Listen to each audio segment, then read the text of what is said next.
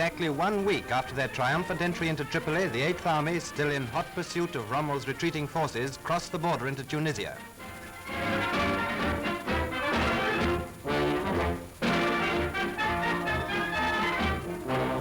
That heap of rubble in the background is all that is left of the frontier arch blown up by the enemy.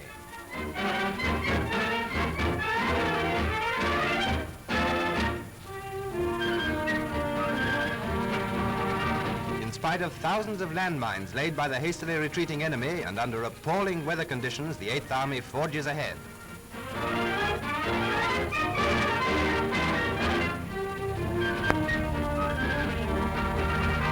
Thanks to the wonderful work of the REs who laid miles of special road in record time, the vanguard of the British forces entered Ben Gardani, the first town over the Tunisian border, on the 15th of February.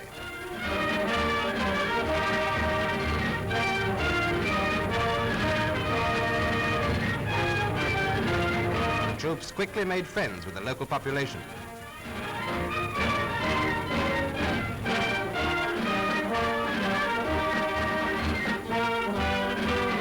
Two French gendarmes who had kept order in the town welcomed our troops.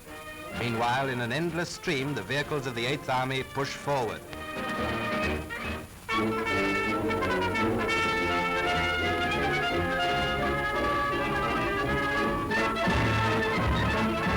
Airborne forces, paratroops, and airborne infantry are the newest arm of the service, but one which has already won its spurs on the battlefields in North Africa. A demonstration of cooperative effort by glider-borne and parachute troops seen for the first time in combined operations. The paratroops' job is to act as shock troops, capture an airfield, seize a position, or disrupt communications in the rear of the enemy. Most of their weapons are collected from containers released from the plane by easily identifiable parachutes. Now they set about their swift attack.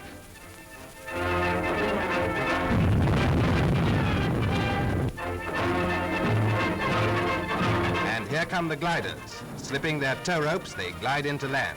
They are flown by Army pilots of the Glider Pilot Regiment, who, once they have landed at the point of attack, will take over ground duties. They have to be first-class soldiers as well as airmen.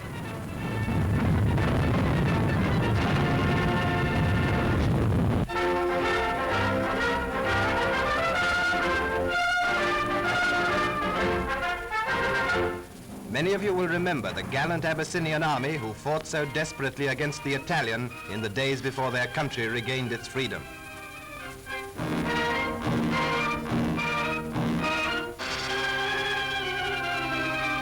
They were ill-equipped. They had no proper arms or ammunition.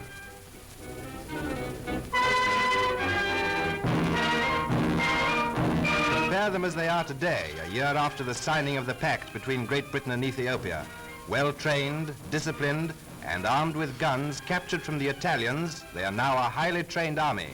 Under the guidance of the British military mission to Ethiopia and trained by British officers and NCOs, the Abyssinians are determined to see that their country will never be oppressed again.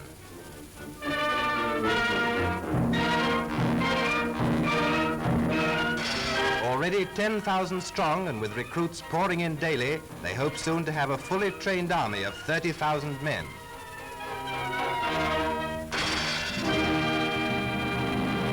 With clock-like precision, they handle their guns.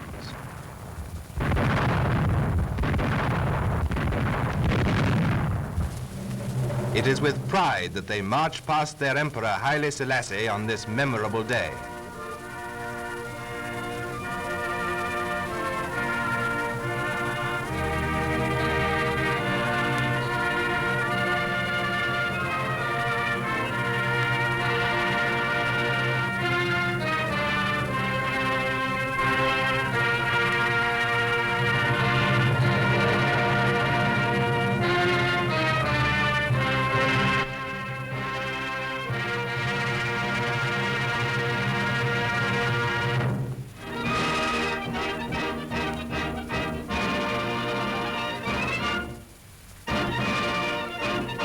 Since the entry of Japan into the war, South Africa itself becomes more and more a vital factor as a bastion of defense against the U-boat menace. And her men of the Navy undergo intensive training at the naval base before taking up their duties, keeping the seas and shores clear of the enemy.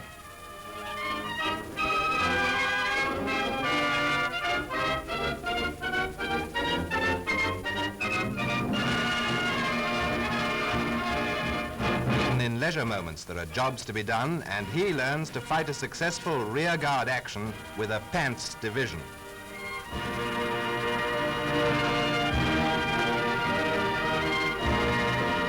If a hostile ship were to be sighted off the South African shores, a well-knit defense organization would immediately swing into action, ready to meet the enemy with fire.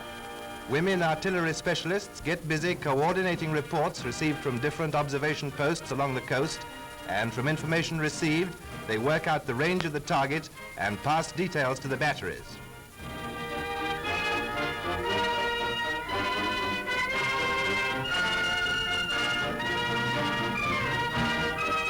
Coastal defense is in action.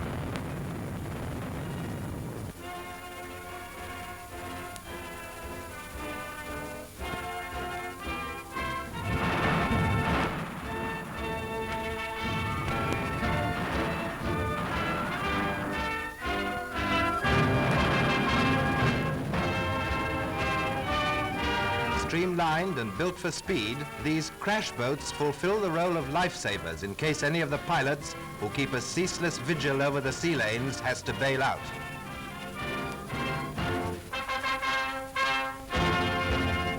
Machines of the South African Air Force go out to meet the incoming convoys, and they take the ships under their protective wings until they come safely into port.